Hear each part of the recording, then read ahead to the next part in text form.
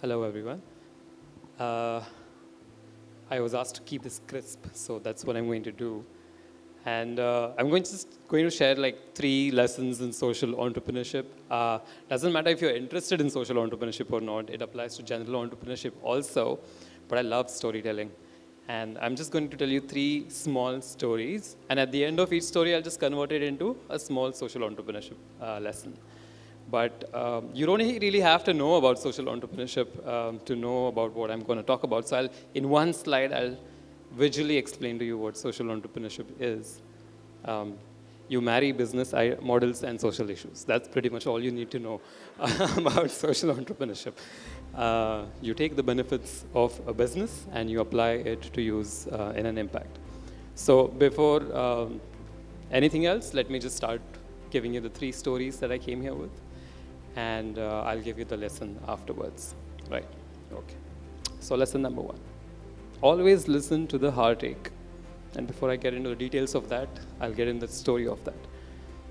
So I was a standard issue engineer. And the only reason I was an engineer was because my father was an engineer, his father was an engineer, and his father was also an engineer. We've come from a family of engineers. We thought it was a safe profession. Not sure if that concept exists anymore. Nothing is safe or unsafe. But I did my time in the traditional Indian career path and said, I'll be a design engineer. I worked at Tata Elxsi for a long time and really focused only on that. I didn't have any love for it, but I did it like many other students in India. In the 2020 lockdown, when it was really the peak, and you really couldn't go out, you really couldn't get groceries. I had a couple who was my neighbor in a small apartment in Kolaba. They were Mr. and Mrs. Punjabi. This is Mr. Punjabi. Mr. Punjabi very quickly recognized, even without knowing me very much, that I'll be having issues getting food. So he used to ask his wife, Mrs. Punjabi, to give me a hot plate of food every day before they ate. And every time they brought me food, and as it increased over time, I used to be in this conundrum that how am I going to repay them? And I really didn't have an answer, and I asked this question to a lot of people that, do you have a suggestion, and do you have a suggestion? And all these materialistic answers came up, and it really didn't feel right. But then I figured out one resource that I have that I can give Mr. Punjabi, especially at that time in the lockdown, in abundance, which was time. I had a lot of time, and I had a lot of it to give away. And I started going over to Mr. Punjabi and Mrs. Punjabi and spending a lot of time with them during the lockdown. And very quickly, I could see that what was a disposable resource for me was a need for Mr. Punjabi. He didn't have an ear to tell the stories about his time during the partition, about how he met his wife, about how he was a bit of a playboy during his younger days. And all these stories were just sort of festering inside him, and just lending him the time sort of opened him up to everything else. So I thought to myself, there can't be just one Mr. Punjabi. There's so many elders in India who are living by themselves, like both of them, without kids or kids who've moved away. And turns out there's 15 million of them. So I thought, why not convert this into a bit of a solution where I find 10 people like me who love talking to the elderly, and I pair them with seniors, and let's see what happens. I really didn't think of it as a startup back then. I just wanted to see if intergenerational friendships, where you take someone millennial or younger and put them with someone 70 or older, what would happen? Would it happen that it would be exactly like me and Mr. Punjabi, or would it not make much of a difference? So I took 10 people, I put them together, and I sort of started the beta phase, and it was a huge, huge success. The kind of impact that it was making on the lives of people who are just waiting for someone to ring the doorbell, waiting for someone to walk through the door and be there, not even saying or doing anything or having any activity, just being there and listening to them, is such an undermined resource. We really, really underrate it. And it's only when we get to that age when will we realize. But the beta was a huge success only because of 2 things. One, they really need this. And 2, the youngsters who came forward had that sensitivity and empathy in their minds. So we launched Goodfellows 6 months later. Goodfellows is now in 3 cities today. But the point of all this is not about how amazing this is and how the success story happened. But the point of this is going back to always listening to your heartache. Me as a design engineer or mechanical engineer, whatever background I came from, had no valid reason to be acting on any of this. And all of you might think that, oh, you just came upon something that really worked really well, you felt passionate about, but we don't really get that. We don't really get those moments, but all of you do get those moments. All of you are getting those heartaches day in and day out in different situations, but you choose to ignore them. And I'll tell you why. Because they don't meet your professional backgrounds, they don't meet your career backgrounds, your educational background, or what interview you're going to give next week or your promotion next month. And I completely understand that, because in Indian society, we've been trained to be a one-track horse where we sort of mark out a trajectory and follow it.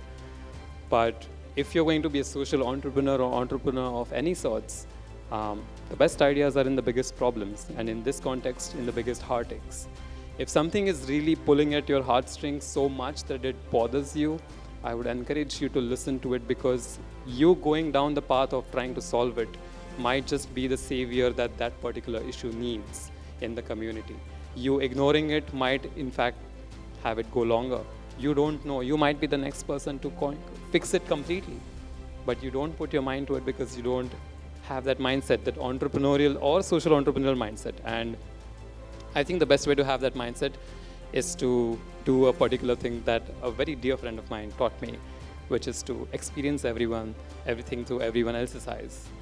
And this lesson he has mentioned in so many interviews and so many things, and everyone always says, how do I become like him? But he's out there telling you, but nobody's listening. You literally put yourself in other person's shoes, be it in your personal life, your professional life, people you love, people you don't love, people you dislike, people who can do nothing for you. Once you start putting yourself in the people's shoes, other people's shoes, you know how they think, you know what's hurting them, bothering them, what problems that they have. And that's what will help you in your entrepreneurial journey as well as social entrepreneurial journey. So whichever one you choose, if you're not aware about the problems that people are complaining about, what is it exactly that you're going to solve? So we all need to get into the mindset of listening to the heartaches around us or the problems around us. And I did that with Mr. Punjabi. I had no reason to be there with him. And I had no reason to, in fact, do the beta, but I was just like, how does Mr. Punjabi see the world? Just sitting at his house, waiting for someone to ring the doorbell. And that's what led to Goodfellows. Lesson number 2, when you have an idea that you love, and you're going to hate this one, but when you have an idea that you love, tell everybody. Tell everybody. We as Indians are so married to our idea that we keep it so secret and so protected, and we think that this is the next big thing. Why should I share it with anyone? We have people who write to Mr. Tata and say that, when we ask for a presentation for the investment, they will be like, oh, but what if you steal it? And Mr. Tata's response to that is, then it's fine, don't send it our way. Because you really have to be liberal with sharing your idea when you have one. So when you have an idea, tell everybody. Because the true competition is not coming up with the idea. I hate to burst your bubble, but if you have thought of an idea, there's at least 15 other people across the world who've already thought of it, are thinking of it, or in the near short term will think of it. It's really not unique, or you don't get brownie points for coming up with something, and the competition is not in coming up with the idea. The competition is in executing it. The executor is the one who validates it, who builds it from the foundation, and is the only person who will be known for anything associated with that idea. So tell everybody, and imagine your idea like a big rock that you have, a big rough rock. And if you hug it tightly and protect it and don't let anyone attack it, it's going to remain a big rock at the end also. But you let people attack it left, right, center, give you feedback, give you positive feedback, negative feedback, trolling feedback, doesn't matter. At the end of it, that big rock will start to resemble somewhat of a chiseled sculpture that is your startup, social or otherwise. And when I came up with the idea of Goodfellows, the first thing I did was go on an Instagram live and tell everybody. I posted the pitch on YouTube even before the company was created. So I've done that with so many ideas, and it has led me to like-minded people, which is going to be your best resource. When you come up with an idea, you cannot go ahead without a team, and you're not going to find that team if you're going to clutch your ideas so secretly and tightly. So tell everybody, and I've been so lucky to find empathetic young minds like these, who I would never have come across, or it would have been taken me years if I was hugging and shielding my idea from the world. And the final lesson is the only story that matters is you. It's a bit of a mysterious one, but I'm going to show you 3 faces that all of us see on a daily basis on LinkedIn, WhatsApp, your parents tell you, or your relatives tell you, and the number of quotes that go with it. This is a little nauseating at this point to look at those 3 faces. It's like Bill Gates, Sundar Pichai, and Satya Nadella, and the many more. Even Mr. Tata's picture is always out there circulating with a quote which usually he doesn't even say. But that's a different issue. Are these really successful people? Absolutely, 100% yes. Are they inspiring? 100%. They are inspiring people. But should we be replicating the exact trajectory of what they did to become the next Bill Gates or the next Sundar Pichai or Satya Nadella? In a world which is so aware and so progressive about each other and the community and the society in 2023, I really don't think that we need another version of these people. And we Indians are very good at scripting the exact trajectory of how these people got there, and we do end up becoming the next any version of these people. But that's not the need of today. I think that your original scripts that you have been trashing and throwing out of the window is a really heartbreaking thing, because we need the first you. We really need the first version of yourselves, the first versions of people who care about other people, are sensitive, and come up with businesses which might not be social entrepreneurship but care about people. And profit and having an empathetic business don't really have to be mutually exclusive. And if you want an example, the Tata Group is the biggest example. For 150 years, they have been generating profit after profit after profit, one of India's biggest conglomerates, but it cares about its people. It creates wealth for the communities. It's always looking out for the country. So it's a misconception that to do good and an authentic story, you have to ignore profit. This question I asked myself as a design engineer sitting one night, that if I disappear today, what have I left behind? And the answer really concerned me, because there wasn't an answer. And when I say what have I left behind, I don't mean reputation and riches and fame, but more about whose lives did I impact? Did I leave a story behind that's going to inspire somebody? Or am I just going to be another 10 to 5 engineer who could be replaced in 2 days, which is exactly what happened when I quit? So it's a question that has haunting answers if you ask yourself today that if I was kidnapped, dead, or something worse, what would I have left behind? What will people remember me by? That's a good question to sort of center yourself, be the main character of your story, and figure out what is it that really matters to you. This was my life at Cornell, and I made a bunch of different erratic, unconventional choices, whereas my MBA batch was always in suits, always networking with the big 4 companies, and always looking for a job. And if I would have done exactly what they did, this slide would be filled with exactly me wearing 4 different color of suits. Actually 2, I have only 2.